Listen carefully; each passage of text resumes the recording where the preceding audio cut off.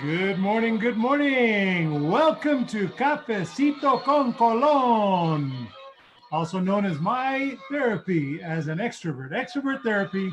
And thanks for joining me to be my therapist this morning. I have got an amazing living legend with us, Dr. Pastor Reverend Charles Becknell, the incredible leader in our community. We're so fortunate to have him, and I'm just honored that he agreed to come on Cafecito con Colon to visit with me today.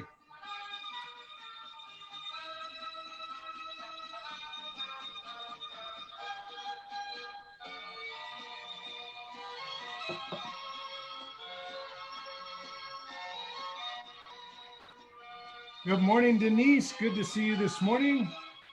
Pam Lesperance. Good to see you, Pammy. Good morning, Jermaine. Good morning, Mr. Galba. It is Taco Tuesday.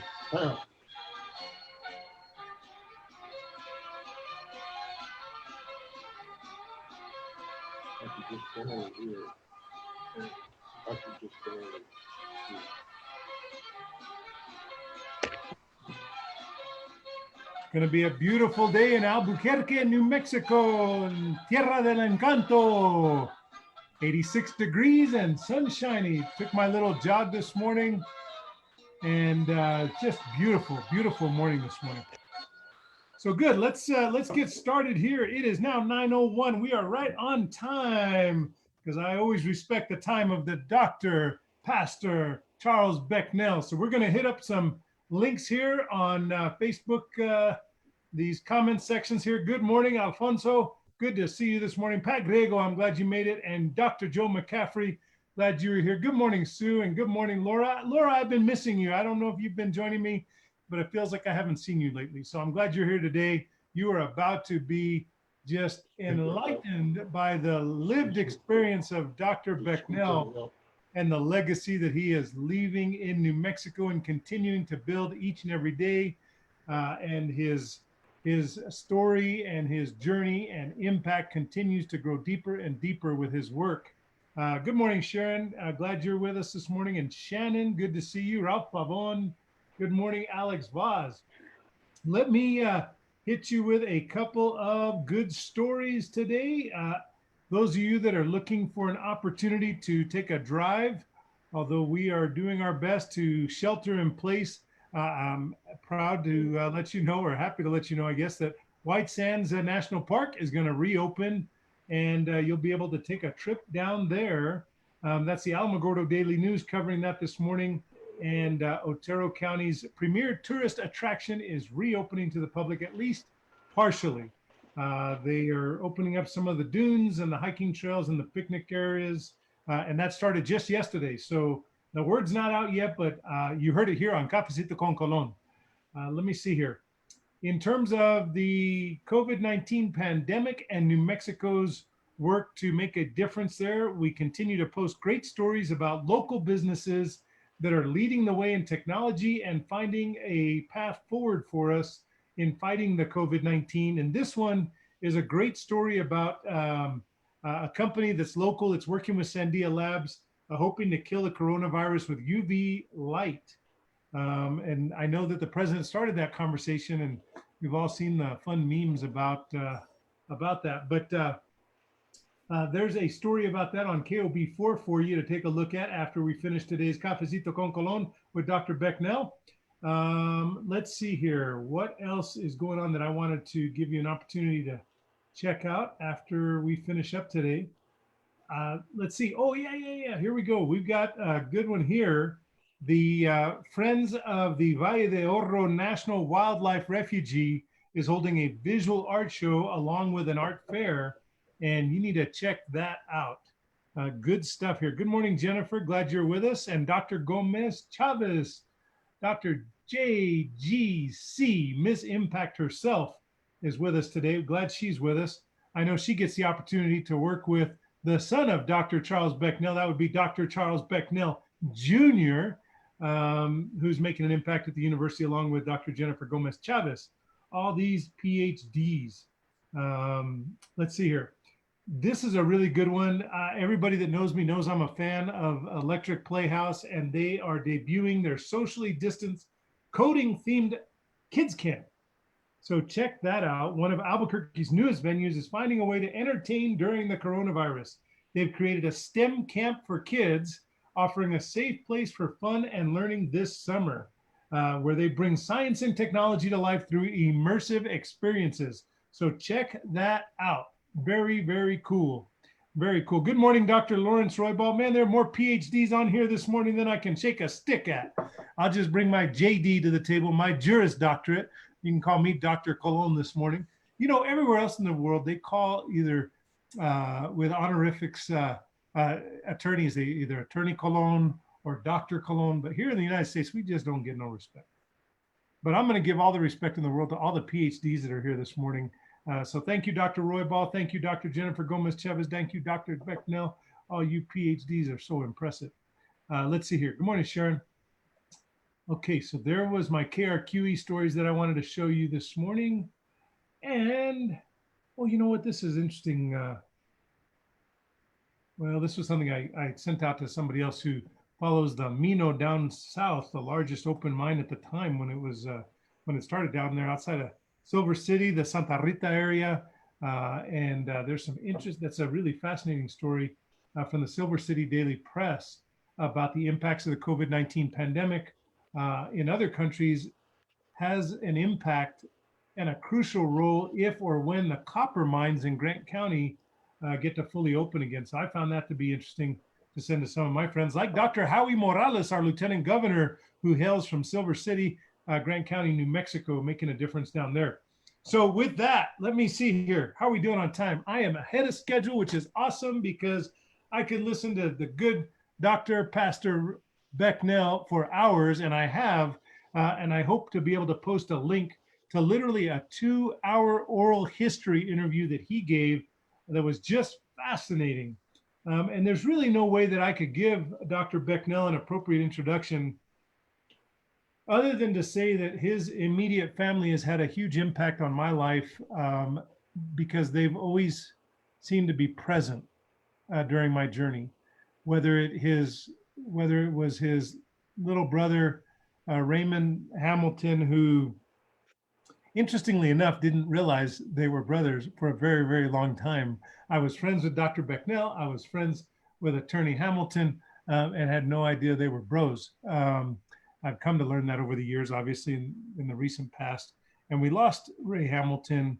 And you've heard other guests on Cafecito con Colon talk about Ray's impact, at least in the legal community and in New Mexico, and it being so deep, whether it's because of the black bar that he helped establish, the impact he had on people like Judge Shamara Henderson, and the impact he had on me. He is, Ray stood with me on my journey every single step of the way, and I'm a better man for it. And the same with Dr. Becknell. Dr. Becknell has been a very steady voice, always in my ear, whether it was his work and standing tall with the NAACP or more specifically with the Southern Christian Leadership Conference of New Mexico as the leader. He has always just helped educate me and make sure that I'm paying attention. And I appreciate that so very, very much. Let me tell you a little bit about Dr. Becknell before I bring him to the camera here, or he's already, I think, already on camera. The way I've got this set up, maybe I think I've got it on gallery view here. But let me just tell you, Dr. Becknell, he hails from Hobbs, America. Right? Isn't that right, Dr. Becknell? That's right, right. Hobbs, America. The greatest little city in New Mexico. There you go. I've spent a lot of time down there in Hobbs, America. And I think Trish Ruiz is with us today. She's with us on Cafecito con Colon quite often. And I hope she's here to see one of Hobbs' best sons speak on Cafecito con Colon.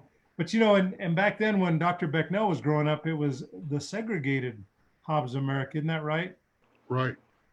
And so you bring a lens and a lived experience to this conversation that is quite unique. Yesterday, I had my dear friend, the good Dr. Lenton Mowry, join me, and he brought a similar lens. But I have to admit that a lot of my universe and the connects that I've had over the last 30 days here on Cafecito, where I brought people who have been voices in my life over the last 20 years. They've been a more recent lived experience, and not many have brought that experience of having come from segregated New Mexico to the New Mexico we're in today, that can speak to how far we've come, but more importantly, how far we still need to go. And I know that you get to bring that conversation, Pastor, to this conversation. He's got a PhD in American Studies, and he's the pastor of Emmanuel Missionary Baptist Church. And I took his pastoral photo and put it on the promotion for today's Cafecito con Colon, because it's his best picture. And the reason it's his best picture is because his beautiful bride is standing right with him, and it makes him look good. Oh, yeah. Yes, She always sir. has. She always does. I could speak to all your accolades and your impact, and I just think I would rather spend the time letting you have a visit with me and kind of telling me about your journey. I know that you've got so much context, whether it's the 3 books you've written, your most recent book. Let me post that. I want to post that before I forget. Voices from the African American Village. It takes a village to define a community. And so hopefully the village that we are raising our next generation in, where you've raised Dr. Becknell Jr., and he's now the head of Africana Studies. I think is it Africana Studies at UNM? Yes, yes. Okay. And I know they've changed the name a little bit, so I want to make sure I get that right. So Africana Studies, and frankly, he's been in the news for troubling reasons lately in the last few months. Is I know that he has been a target of some very troubling racist threats and interactions, and he's been in the news for that. And so these issues are not just your lived experience, but I mean, it's a intergenerational, painful story that you have to tell about the journey you've been on in so many ways. Isn't that right, Dr. Becknell? Yes. So I posted the link to your most recent book that was from 2019, I believe. But you also wrote a couple other books before that. Tell us about those other books, Dr. Becknell. The one that I wrote before Voices was No Challenge, No Change. Growing up Black in New Mexico. That pretty much summarizes some of the experiences I had growing up in Hobbs, New Mexico. And as you mentioned, Hobbs was segregated at the time. And I have some stories to tell about that, because there were places that I just couldn't go. Black people couldn't go in Hobbs. And in 2005, and I'm in the process of moving, and you can see from the background here that I'm packing and going on. But I wanted to show you something, Brian. Please. To show you how far we've come. I don't know if you can see this. You got the key to the city of Hobbs, America. Is that progress, or is that progress? That's super progress. From being locked out to having the key to get in.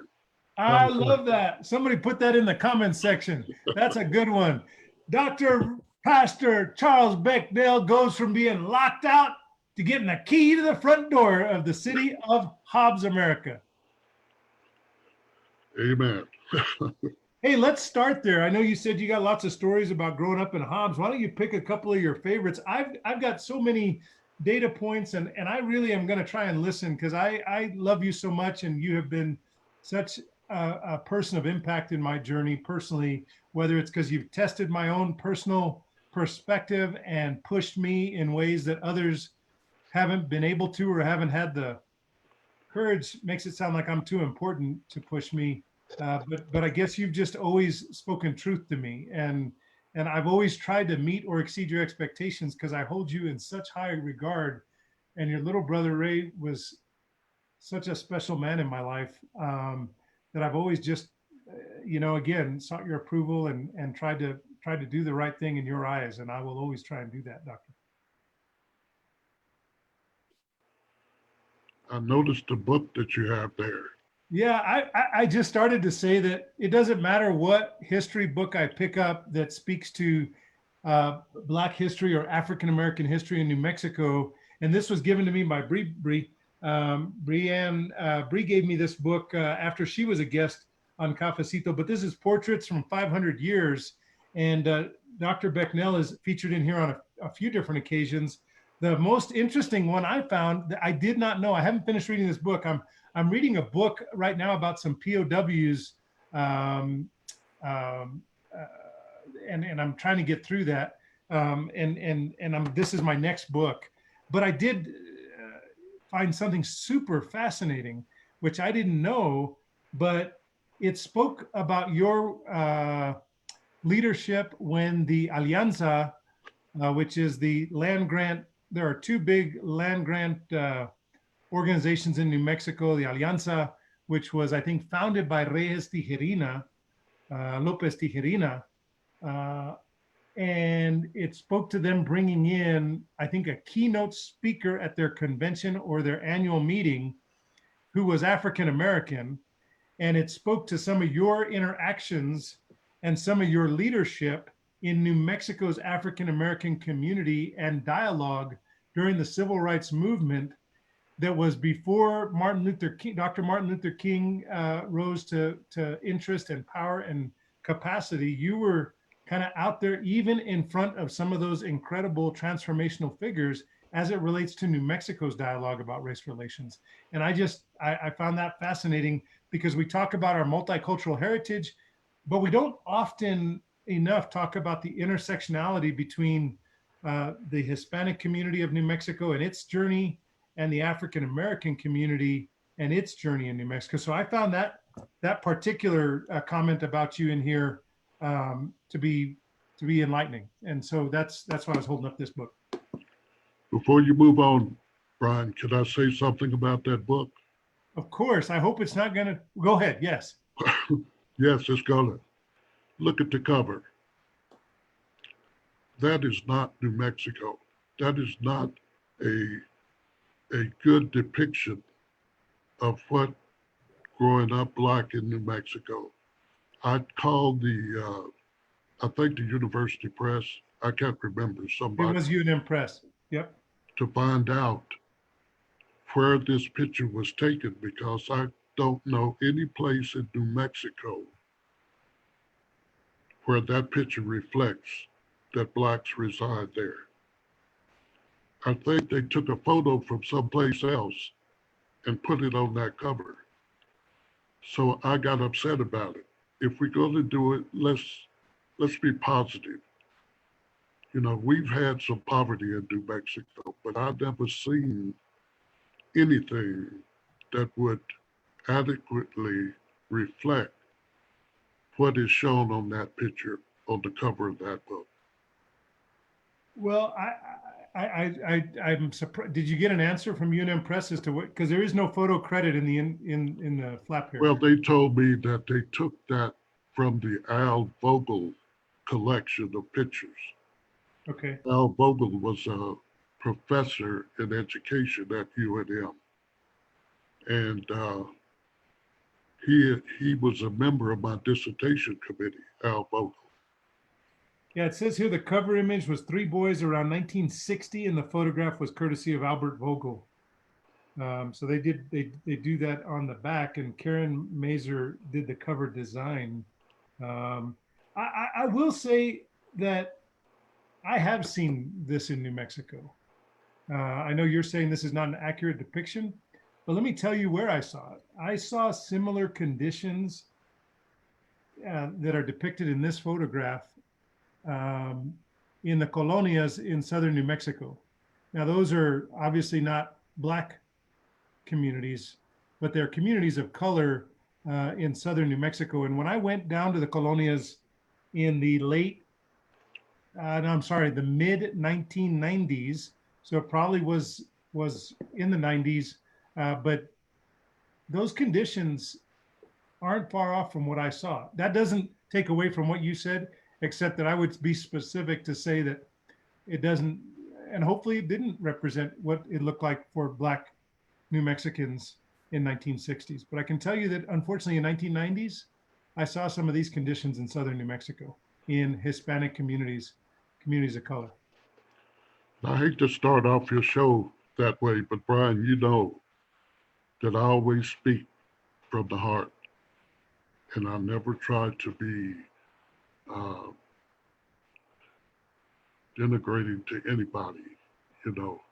And I think the contents of the book is something that we should focus on. But when a person buys a book and they look at the cover, they form an impression in their mind about who these people are that they're going to be talking about. And I just like to be more positive when I reflect on the culture of New Mexico. And that was my only concern about the book. So I appreciate that. Tell me, should I be more concerned about what is in between the two covers in terms of the veracity of what's presented? I can assure you that the sections that I read about you were quite powerful and spoke to your leadership in a time when there weren't a lot of leaders. But what about the veracity of what's in between the two covers? What's in between is fine. Just read it, form your own impressions.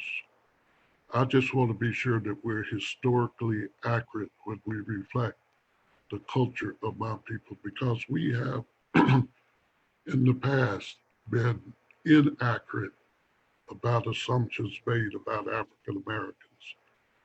And this book adds to the body of knowledge because we're still exploring what the culture and the history of African Americans are in New Mexico.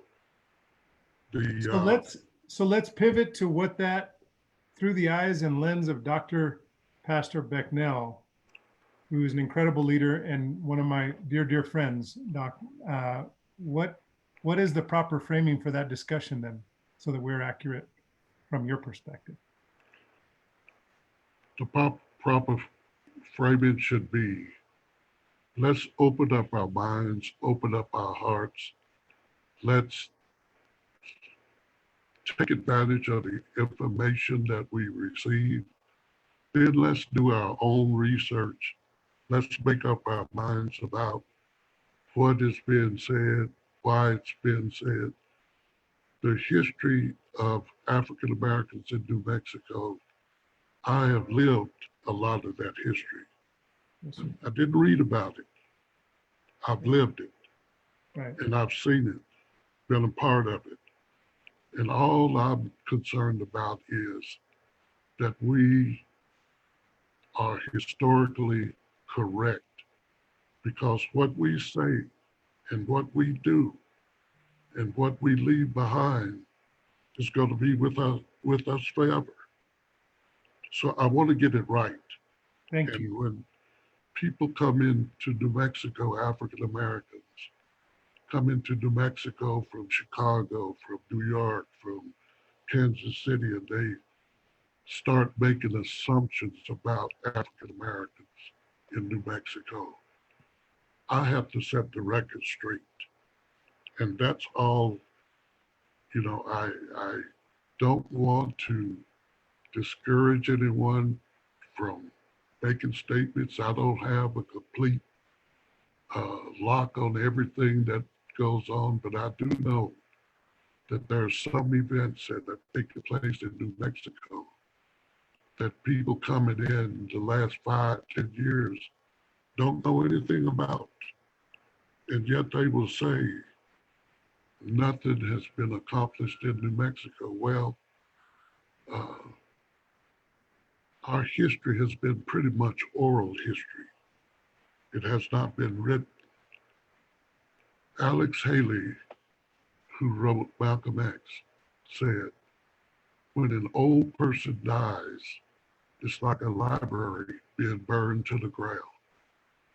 We have not been able to capture what the old folks now that I'm one of them,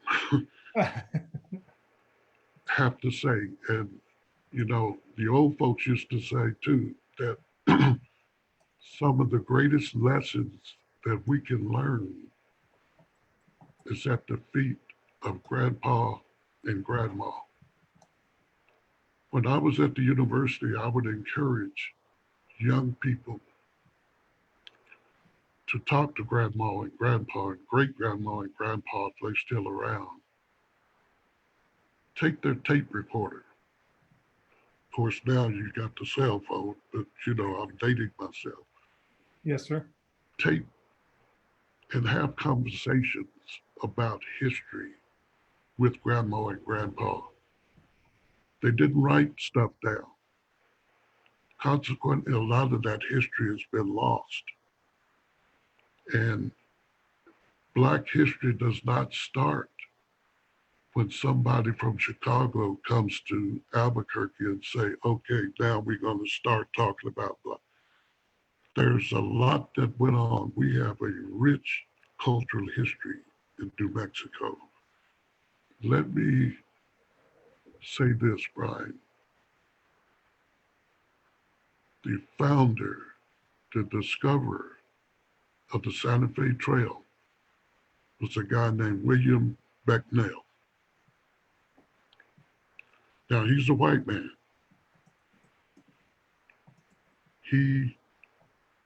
I come from the lineage of William Becknell. Oral history. But I've got a will in my possession that Becknell left for his wife when he died to take care of the slave that he owned, the Black Becknells and the white Becknells. Now, William Becknell, the story goes, had a son who jumped the fence and had a relationship, and that's with one of the Black Becknells. And this is how the lineage started. So when we talk about a historical connection to New Mexico, we have to start with not just the Spanish, but also Africans. History tells us that out in Zuni, Pueblo, they have a rich oral history connection. And they would tell you that the first white man they saw was Black, Estebanico. He led the Spanish expedition into Arizona and New Mexico. Now, in Estebanito, that I've come to learn that is not was that actually his name, Estebanito? Because I think sometimes the implication in Spanish, the ito is either a term of endearment or a demeaning term in terms of place in society. Well, he's been called Estebanico and Esteban. Right. Yeah. And when the native people saw him, they'd never seen anything like him before, and they didn't believe him when he said that there were some white men following him. History says they tried to wash the Black off of it.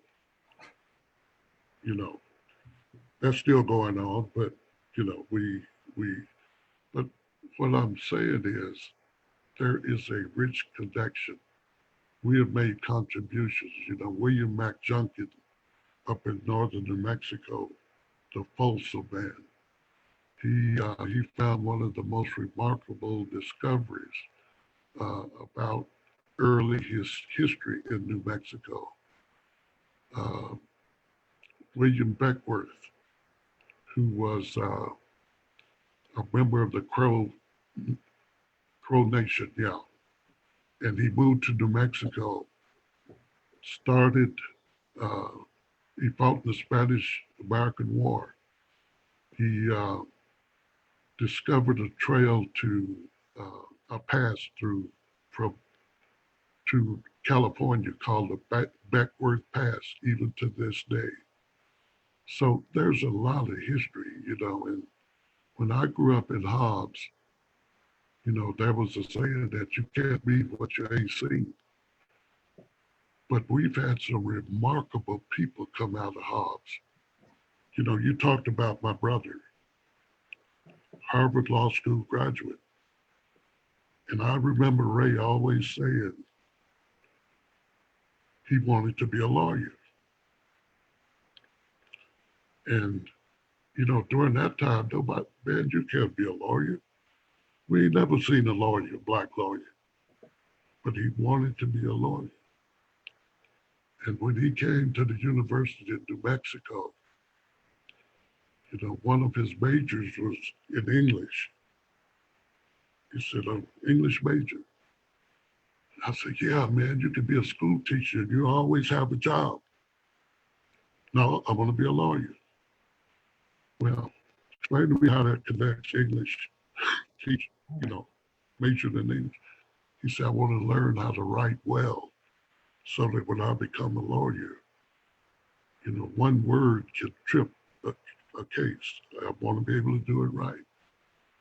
And I remember us going to Hobbs over the summer, one summer, and he was talking to our dad. And I said, "You know, this guy wants to go to Harvard." And my dad said, "What's a Harvard?"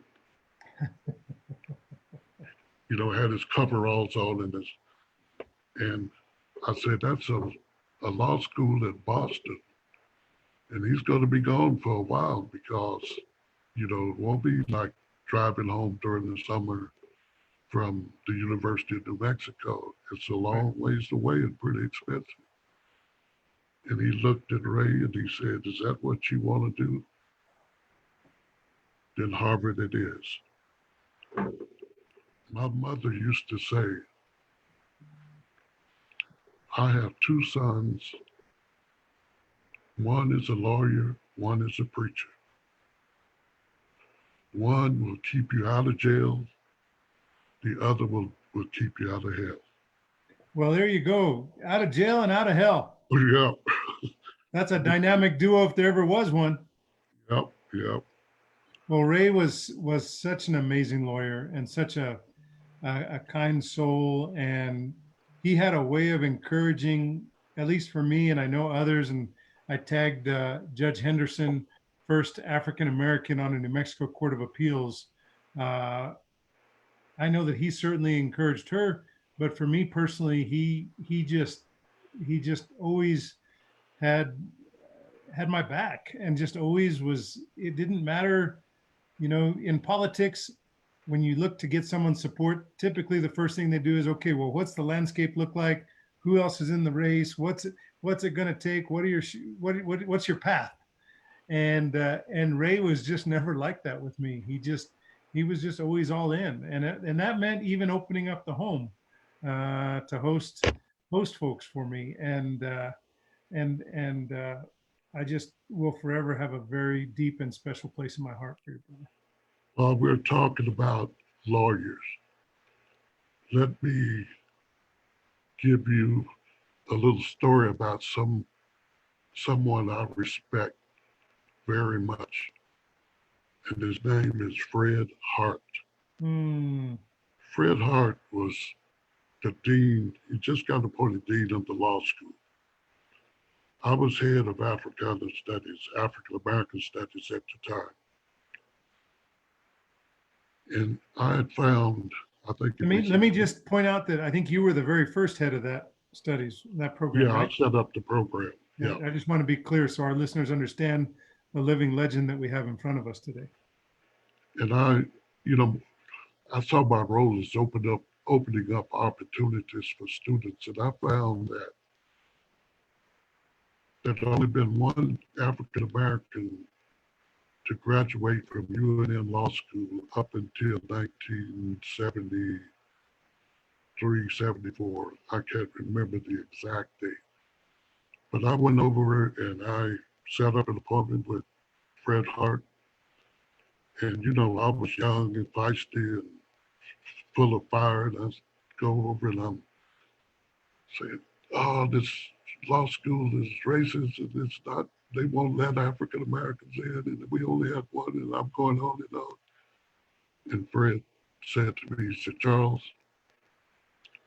we can either yell and scream at each other and bang on the desk, or we can put our heads together and make something happen. That same year, the next semester, the next year,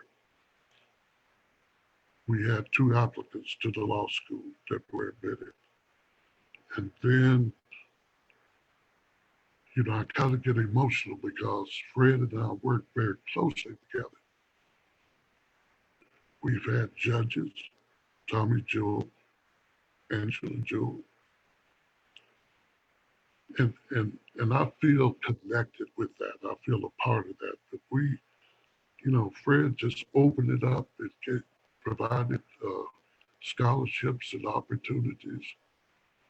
And we owe him a debt of gratitude. So I just wanted to say that our journey has not always been paid by us. We've needed help. We've needed help along the way. Well, I really appreciate that, and I two quick thoughts on that. I would just say that one of the most touching moments in the last, you know, and I've had these Black Voices kind of theme for the last 5 weeks, and one of the most touching moments, of course, was a couple of days ago on Saturday when I had one of my dear friends come on, Tommy McKinney Jr., and he said something that was very powerful and impactful to me, and even helped my commitment to providing a space and a place and amplifying voices. He said, I never thought that the person who would most deeply believe in me and invest in me would be somebody who didn't look like me. And he said that's what I was for him. And he's super successful, a dear friend, and you know, so I would just say that we should all strive to get that kind of feedback and be the Fred Harts of today. And Fred now has a wing named after him at the law school. My Fred Hart story is I always owe a debt of gratitude to the Harts, because I wouldn't be practicing law. I wouldn't have achieved my dream of becoming a lawyer without him. The first semester at the law school, I walked into his office. I was practically in tears. I had failed a midterm or something like that. And he, the short story is that he looked me in the eyes and he said, look, if we didn't think that you had what it took to become an attorney, we would have never admitted you. So why don't you just turn around, walk out of my office, and go finish this semester, and you'll be fine.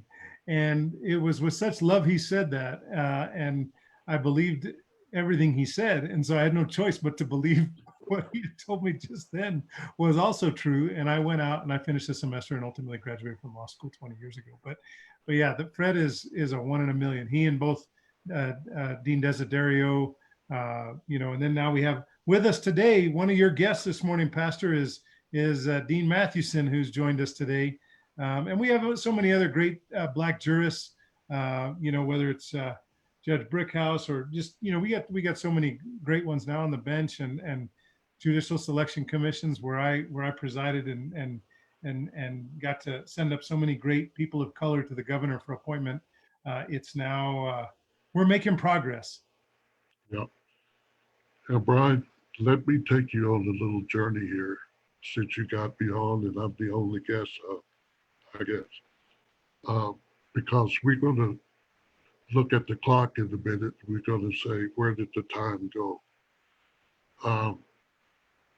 Just want to give you a little reflection about what it was like growing up in Hobbs in a segregated community. We were separated by streets.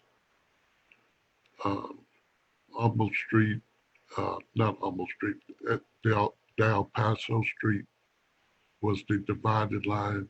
We were in South Hobbs. There were times we knew we should be on the other side of that. But in elementary school, I didn't go into the first grade until I was 7. The Hobbs School Board had a policy that African American kids, when they turned 6, they had to do a year of what they call pre-primary. We call it pre-primary. Hmm. So 7 years of age, I went into the first grade. Now, some of my friends had siblings who were a year behind them. They changed the policy that year. So they started out the first grade with their younger brothers and sisters. You know, the assumption was we were not smart enough. We needed help. One thing that they didn't count on was the, the dedication of the African American teachers that we had. You see, I tell people I had the first 6 grades of my life in education. I had only Black teachers. Now, after the 6th grade, all my teachers were white. I never saw another Black teacher all the way through to my PhD. Wow. Never saw another Black teacher. My battery is running low, so let me.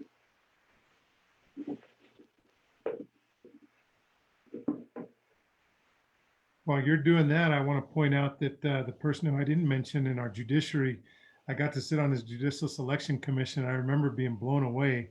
But Attorney Stan Whitaker, when he went up to become a judge, and now he's chief judge, second judicial district, uh, there was a lot of questions about who we would send up to the governor, but there was not a question, not even one commissioner didn't agree that Stan Whitaker had to go before the governor. He was so incredible during his interview that I always thought that I wished I'd recorded it, because it would be a lesson in how to get out of the Judicial Selection Commission. He was so poised and so, uh, he just captivated that room of commissioners, which is not easy to do because those Judicial Selection Commissions are appointed by the governor, the leader of the legislature, the law school. You got the dean of the law school who chairs it, and there's a lot of ego in that room. And Stan was just unbelievable. Judge Whitaker has served with distinction, and it's a real honor to have been on his Judicial Selection Commission.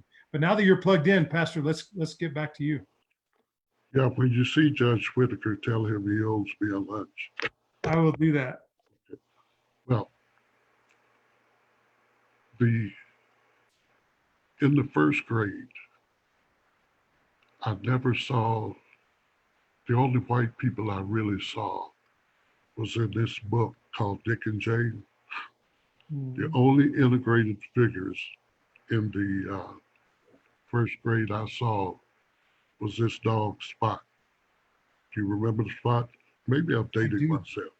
I do. But we got a good foundation from those Black teachers because they cared. They not only taught us, but they nurtured us. And we saw them in the churches. We saw them in teaching Sunday school. If we got out of line, they talked to our parents, and our parents said, you take care of it, and I'll take care of it again when they get home. So discipline was very much a part of my education. They saw something in the future that they were trying to prepare us for. So, make a long story short, I went through the first grade, second, third. I remember around the third and fourth grade, got in a fight with another guy. The teachers brought us in, made us apologize to each other, made us shake hands, then we prayed. That's when prayer was allowed in the school. We prayed in the morning when we came in. We prayed in the afternoon when we left. It was integrated into our school years. When I left the 6th grade, going into junior high school, it's 1954. That's when the Brown versus Board of Education opened up the schools. The white kids, when we got off the bus, they taunted us, called us names. Uh,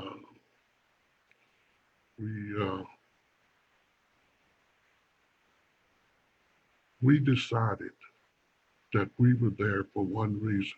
You know, they didn't want us there, and we didn't want to be there, but we had to make it work. I remember one incident walking down the hall.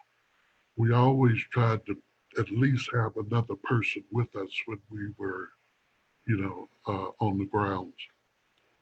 But I was walking down the hall by myself, and two cowboys uh, said, "Where you going, nigga boy?"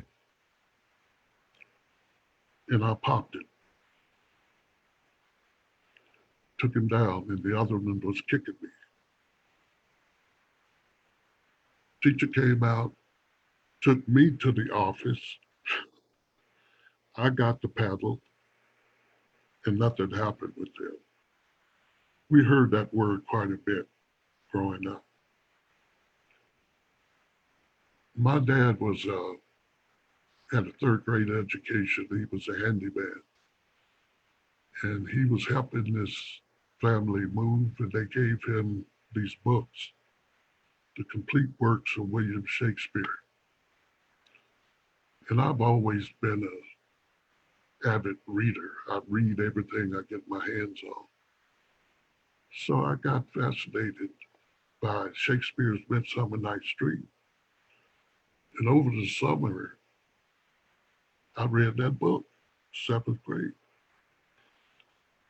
And you know how teachers are the first day of school, 7th grade, they ask kids, what did they do over the summer? Well, in Hobbs, for African American kids, the only thing we could do over the summer is watch the grass grow. But other kids were saying, oh, went on vacation here and I did this. And we went horseback. And I couldn't wait until the teacher got to me. And she said, what did you do over the summer? I said, I read Shakespeare's Midsummer Night's Dream. And you should have seen the look on her face. She said, oh, no, you people are not ready for that yet. Now, one could say, well, 7th graders are not ready for that yet. But I knew what she meant. I was in the spelling bee, and I got almost to the final round. And we had one of the teachers were calling out the words, and he had a Hobbs Southern drawl. And I misinterpreted the word that he said. Mm. And I was out of the spelling bee just because that word was not familiar to me. I had an English teacher. Her name was Mrs. Jernigan. Mrs. Jernigan was a stern, no-nonsense teacher. And she didn't take any excuses. We never saw Mrs. Jernigan smile. One day a kid ran down the hall and said, Miss Jernigan is smiling in the classroom. She's laughing. And we all rushed to see. This would be a truly historic moment to see Mrs. Jernigan with a smile on her face. But she was demanding, and I did like Mrs. Jernigan very much, and I couldn't wait until I got to high school. This was in the Wait, Dr. Becknell, why was she smiling? You can't just leave us hanging like that. I don't know, because my goodness. When I got there, she was no longer smiling. I never saw that. Oh my goodness. All right, high school. So got to high school. I had perfect attendance all through junior high school. Got to high school. And I got my schedule of classes. Guess who my English teacher was? Smiley. Mrs. Jernigan. Yep. They took her from junior high to high school. And I said, Lord, why are you punishing me? But you know one thing about it, she made us learn. And when I got to college, my English professor asked me, where did you go to school?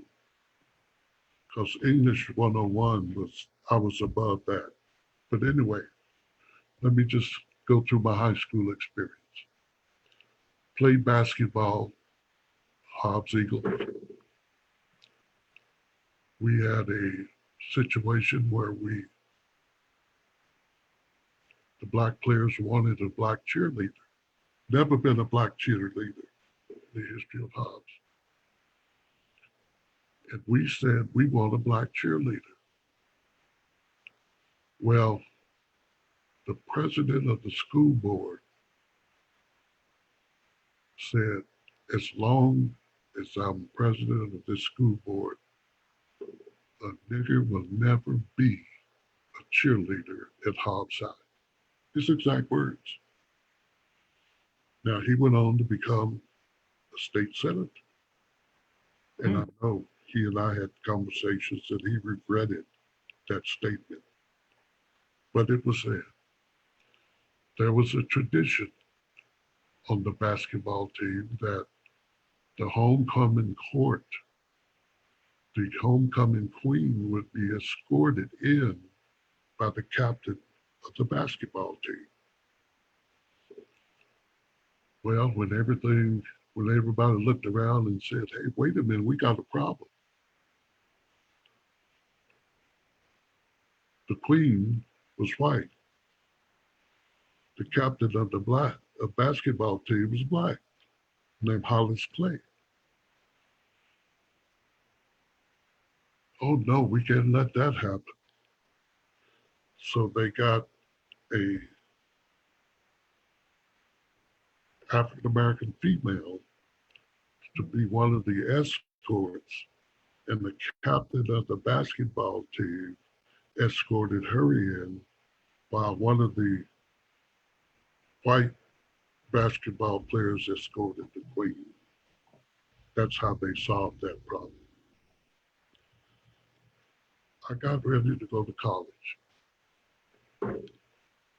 Well, I didn't get ready to go to college. I was pondering my next step. It was about April of my senior year. You know, when you're 18 and you're a male at that time, and you graduate from high school, it's time to hit the road, Jack. You know, you just can't hang around the house like kids do now.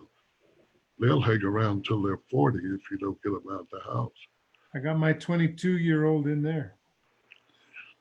Well, the solution to that is my parents sent me to the grocery store, gave me a long list. And when I got back home, they had moved. So if you move, they can't find you. Is that And why they your never stuff come back. Is that why little Charles Becknell's not going to be able to find you because you're moving? You've got all your stuff packed up. I see. And I'm in the process of moving now because I got this. Kids are gone, got this big house, and I'm moving because I'm afraid they might come back. Oh my goodness! All right. Well, I won't give him your forwarding address. But Dr. no, Becknell, let's we could talk for another 2 hours, but let me just ask you to see if you can kind of bring us to the present. Like you've got a very unique lens that you look through.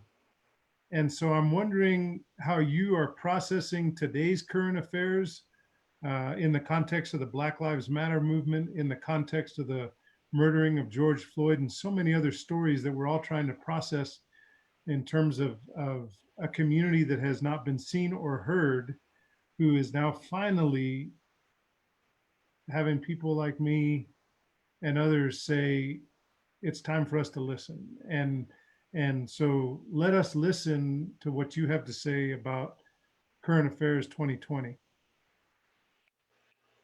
Well, we've always said, listen to us. And I, I just got to finish this one story because it's very relevant to who I am. When I got ready, uh, preparing my next step in life, I had no alternatives. But in May of my senior year, I got a letter in the mail inviting me to participate in the North-South All-Star basketball game.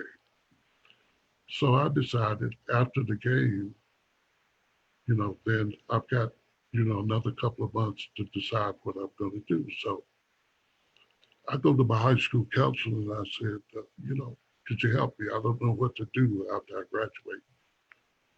He said, well, what did you do last summer? I said, I worked construction.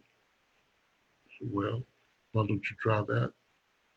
Well, in Hobbs, it's awfully hot during the summer and it can get cold during the winter. So I said, no. So make a long story short, he said, join the Army. Well, I said, sir, they shoot the people over there? Yeah. Well, that's not a good option. I said, what about college? He said, no, you're not ready for college. You won't make it in college. So I had resigned myself to join the Army. But after the North-South basketball game, I guess I had a pretty good game. Guy walks up to me and says, Charles Becknell. Yes, sir. How would you like to come to college on a basketball scholarship? Some of you may know him. His name is Joe Kleppel from Bernalillo. Just got the job as head coach at the University of Albuquerque, St. Joseph's College at the time. I said, well, shoot, man, I don't think so. He said, what? Don't you know what I'm offering you? I said, yeah, but my counselor said I wasn't smart enough to go to college. He said, why don't you try it? Okay, I don't want to go to the Army because they shoot their people. So I go to college. The greatest opportunity that has ever been presented to me was when he handed me that scholarship. And the rest is history.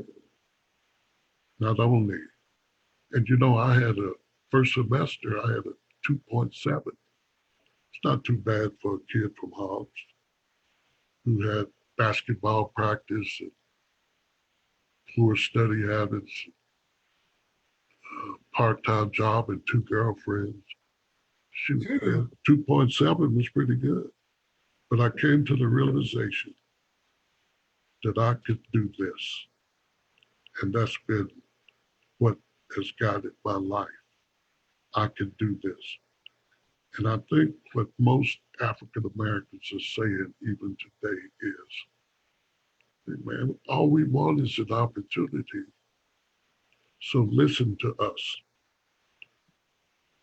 What are these voices saying today to us, Brian? You have not listened to, had you listened to us in the past, we would not be in the condition we're in today. If you just listen, talk to us, communicate with us. But what happens is I'm a good example of this. When you question the system, when you ask the question, when you want an explanation and you get rejected, you go to the next level. We want to be heard. Now, if it takes marching, we will march.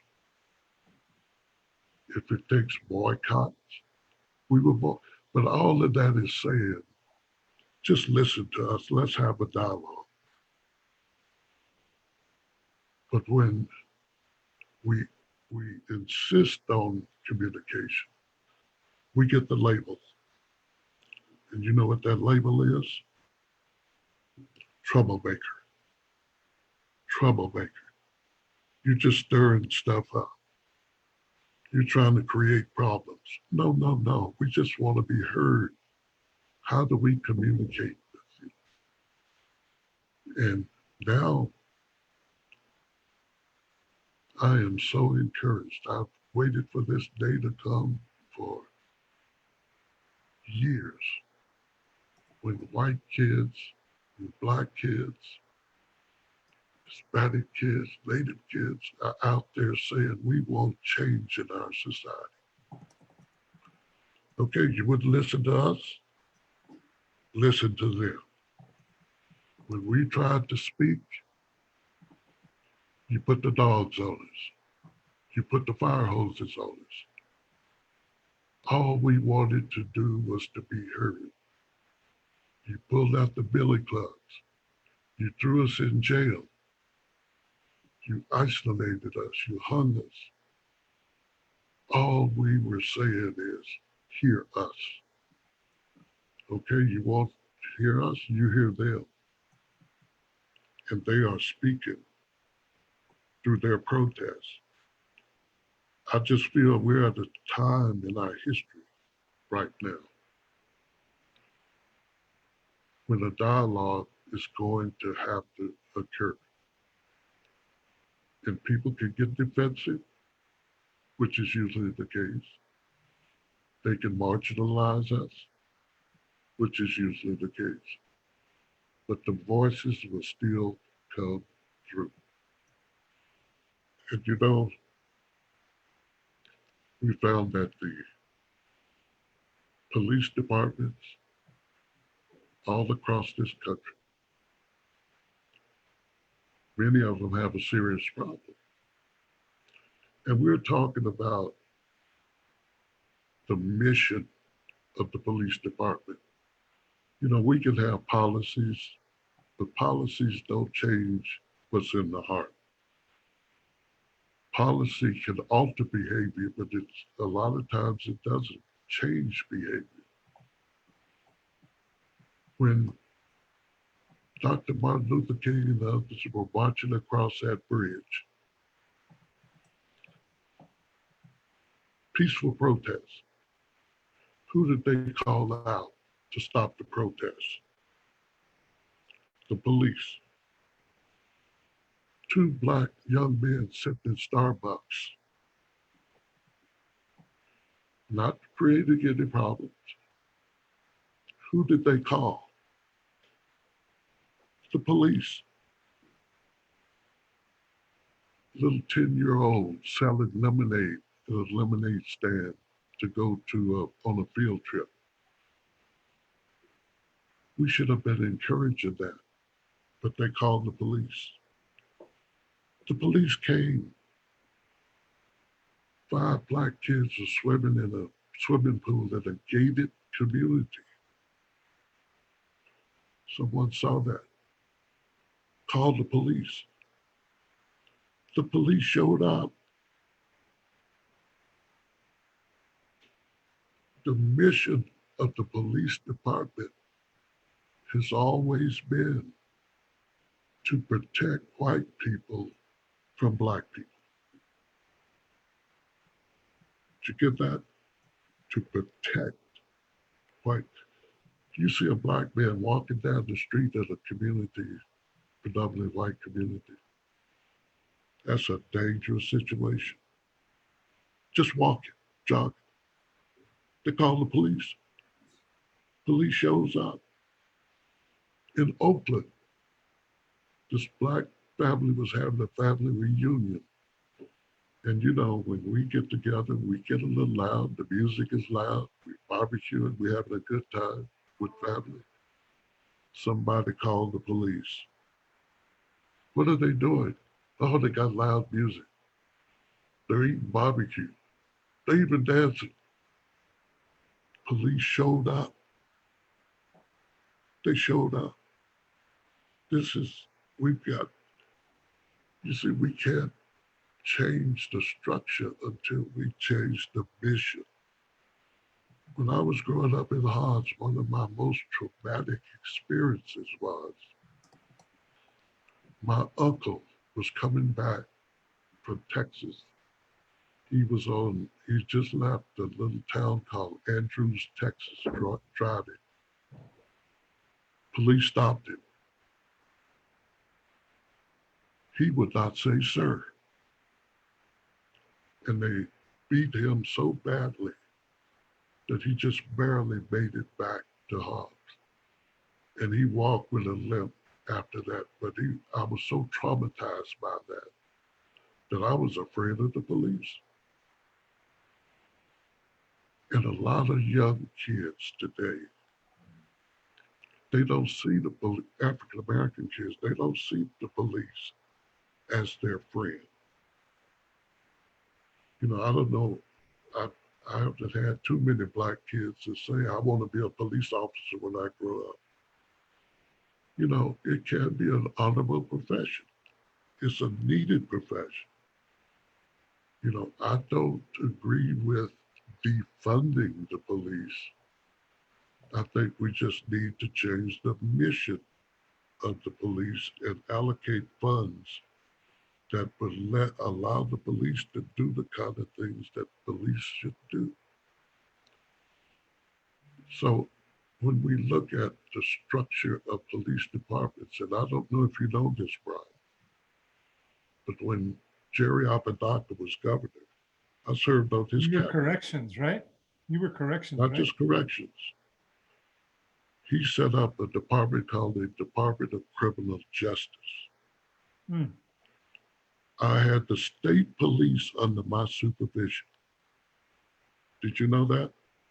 I knew that I had understood it to be corrections, but criminal justice, and I didn't realize the state police went to you. When Bruce King came in, he changed it back to see. just the Department of Corrections because Martin V. Hill did not want to report to a black man.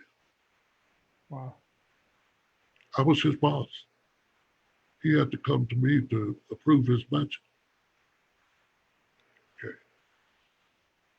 So the rank and file police officers, state police officers, they had no problems with me. In fact, most of them liked me because I was fair. And that's all they wanted was somebody to be fair. And the chief of police was not fair. They had a statement that if you crossed him, you will end up in a trailer in Quamato. Is that a little town called Quamato? Yeah. He will send you to all these little remote places just because you got on his bad side. See, they still send the state police to Quamato. Whether they want to go or not. That's right. That's right. That's one of those early posts in your career. But we are the that's the only good thing about being posted up in Quamato is that and now it used to be a good thing because the Pie Town was there in Catron County, and now they closed one of the Queen of Pies is closing down her place now after COVID-19. But yeah, that's still a post up for state police, Quamato, New Mexico. About 5 years ago, Brian, I don't know if you can see this. This is a booklet that we published, Southern Christian Leadership Conference, that people could use to have a conversation to keep people safe when they encounter the police. What to do, what to say if something comes up.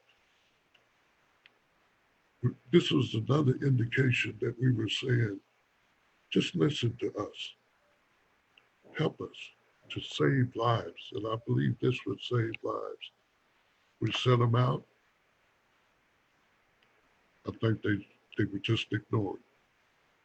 But this will save lives. So we're going to republish it. We're going to get it out again. Well, how disappointing it is that you still have to embrace that approach to save lives. I mean, I read the cover. I mean, frankly, I never had that conversation with my son about those interactions. He has already had inherent trust in law enforcement that unfortunately black girls and black boys don't have that, and they have to be given this uh, primer on, you know, police and polite, respectful. What hold it up again? Polite, obedient. Look, let's see here. Polite, obedient. You're just in my little box here. Let me see if I can get you to come up. Yeah, polite, obedient, lawful, intelligent, compliant, educated. Yeah, Now, yeah. when I was growing up, we had to have two conversations. One, how do you survive when you encounter a white person? What are some of the things you have to do? The older African Americans had to take their hats off when they talked to a white person. They could not wear beards because a beard was a sign of being a man. You never looked a white man in the eye. You looked down. Those are the conversations that we had to be safe. And you didn't talk to white girls. Now, when I was in high school, there was this young, well, in my senior year, white girl that she liked me, I liked her, but we could never have a conversation because it was dangerous. Not just for me, but for her. Sure. And the only racial, I had two racial incidents at the University of Albuquerque. One was we were in the rec room and this one guy called me the N word. And three or four of my friends, Hispanic white friends, they called that guy. I didn't have to say anything because my white friends and Hispanic friends took care of that. And they said, we don't have this here at this college.